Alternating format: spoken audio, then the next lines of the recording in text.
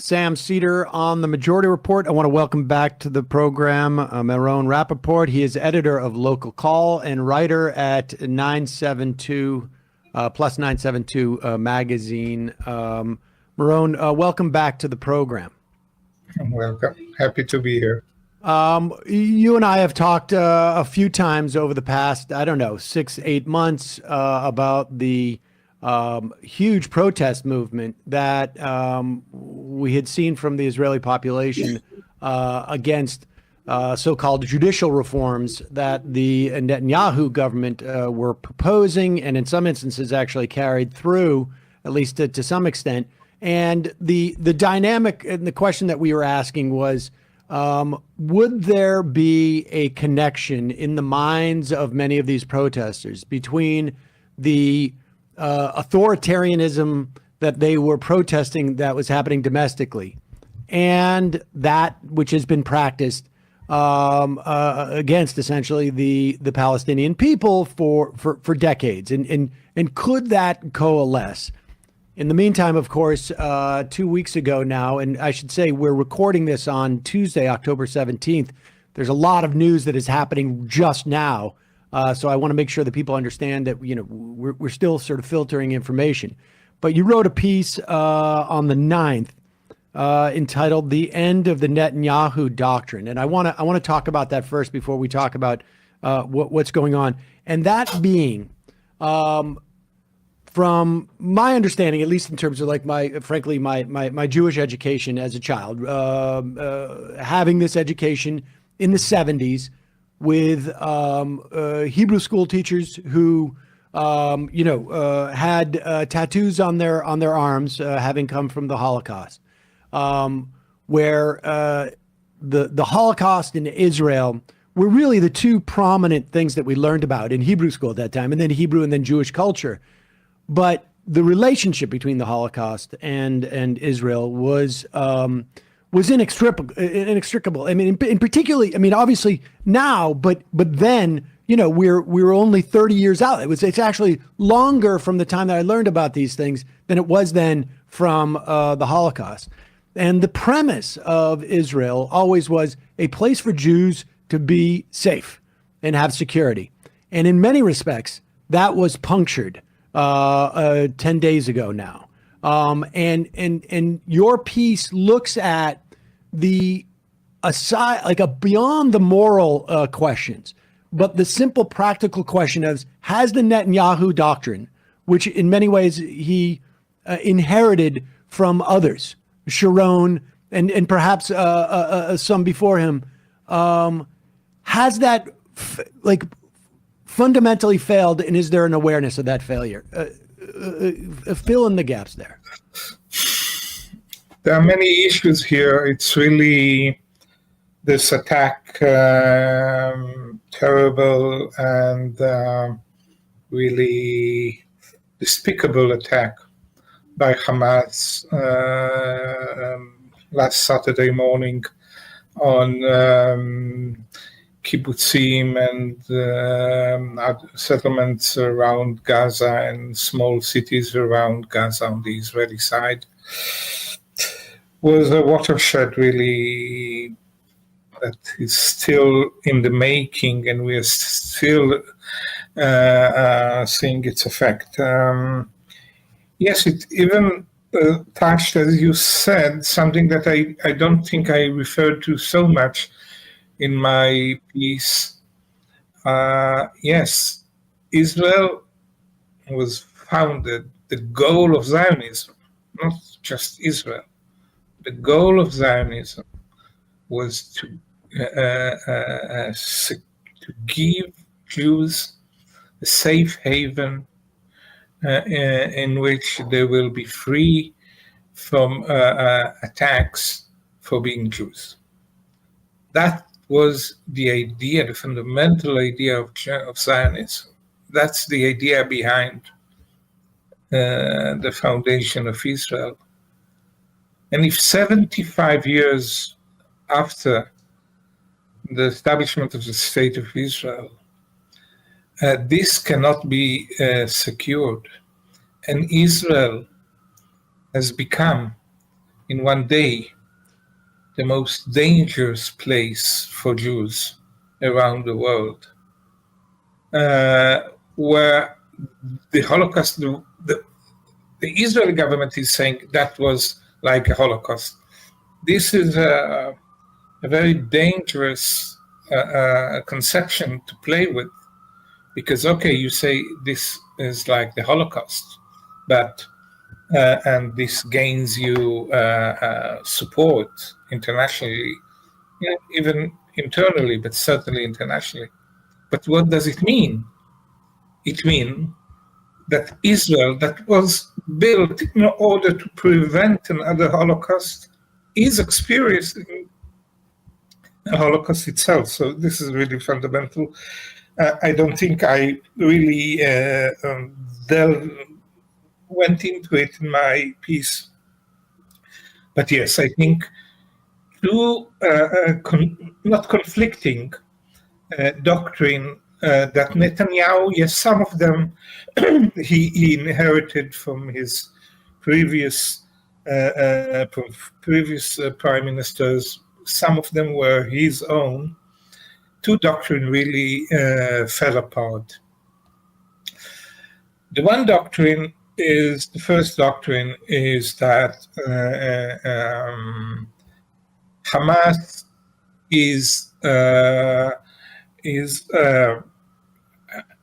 beneficial. The fact that Hamas continues to govern Gaza is beneficial to Israel, because as Hamas is governing Gaza first, the international community will never accept Hamas. So Israel can always say, we have nobody to negotiate with because this is a murderous organization, even before the brutal and murderous attack of last Saturday. And secondly, it will jeopardize any attempt by the Palestinian Authority, by the PLO, by Abu Mazen, to negotiate any peace agreement, because he will be looked at as one who does not represent the Palestinian people, because the Palestinian people is divided between one government in Gaza and one government in Ramallah. And this, for Netanyahu, was really, yes, in a way inherited, but you have to remember that the coup in which Hamas took power in Gaza was in 2007, and Netanyahu returned to government in 2009. So most of his time since 2009, last 14 years, in which he was almost uninterrupted as prime minister, was with Hamas governing Gaza. And he really, and he said it, it's not something that was hidden. He said that this is an interest for Israel, because it will make the demand for a Palestinian state impossible. So that's one doctrine. And that in order to tame Hamas, what we need is, yes, Hamas is of course an enemy, but if we will let it be on the one hand, and even give it money, allow Qatar to deliver money and things like that, then it is a small organization. It cannot really do too much harm to Israel, or we will build a huge fence that it will not be able to cross. And if they do problems, we will bomb them, and everything will be fine, and we will benefit. There will be relative quiet in Israel, and no potential of Palestinian state on the other. This collapsed when this fence or wall collapsed in a way that nobody really understand how it came about, but it happened. It happened, and it was the fence was toppled down, I think, in more than almost 30 places around this fence that is only 60 kilometers long, and thousands of Palestinians entered Israel. So this doctrine fell apart at the moment. Thousands of Palestinians crossed the border, and of course what they did later. And as the doctrine said, okay, we don't need army because we have a fence. The army was in the West Bank, so the people, the civilian, were really left alone to be massacred by Hamas. The second doctrine that fell apart was the doctrine that is more unique to Netanyahu, which says, Israel, in order to prosper, contrary to what Labour government did, that in order to secure the future of Israel, we need to solve, in this way or the other, the Palestinian issue. Netanyahu said no. Palestinian issue is not relevant to the prosperity and well-being of Israel. We could bypass Ramallah. The last thing that, just a few days before the attack, the Hamas attack, somebody said that when there was a talk about the negotiation with Saudi Arabia, and the Palestinians said they want some benefits, political benefits from this agreement. Someone was quoted from the Israeli government, we will not let the mayor of Ramallah to interfere. That's how they referred to Abu Mazen, the Palestinian president. So the idea of Netanyahu was, we can bypass Ramallah. We can have peace with the Arab world, Emirates, Bahrain, Sudan, Morocco, and now, of course, there were this negotiation with Saudi Arabia. And we will have peace with all these Arab countries that need us, Israel, because we are strong militarily, we are strong economically, and we are strong politically. We have political leverage, especially in the US. They need us.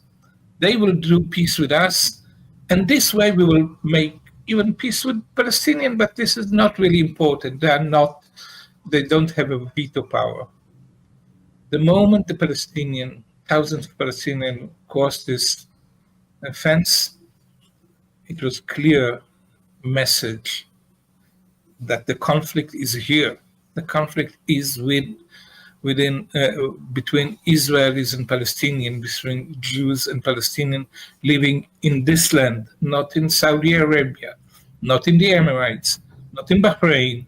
Our war is not our conflict is not with Saudis. Our conflict is not with Emiratis. Our conflict is with the Palestinians. And this is a moment of truth for the Israelis.